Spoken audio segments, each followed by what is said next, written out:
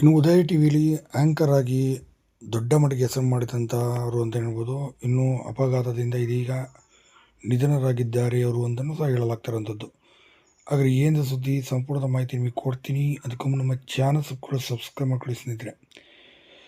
ಇನ್ನು ಉದಯ ಟಿ ವಿಯಲ್ಲಿ ಸಾಕಷ್ಟು ದೊಡ್ಡ ಆ್ಯಂಕರ್ ಆಗಿ ಕೂಡ ಅವರು ಕೆಲಸವನ್ನು ಮಾಡಿದ್ರು, ಕಾರ್ಯವನ್ನು ಕೂಡ ನಿರ್ವಹಿಸಿದಂಥವರು. ಇನ್ನು ಸಾಕಷ್ಟು ಒಳ್ಳೆಯ ಕನ್ನಡದ ಮೇಲೆ ಹಿಡಿತವನ್ನು ಹೊಂದಿದಂಥ ಇವರು ಇದೀಗ ರಸ್ತೆ ಅಪಘಾತದಿಂದ ಚಂದನ್ ಅವರು ಕೊನೆಯುಸಿರೆಳೆದಿರುವಂಥದ್ದು.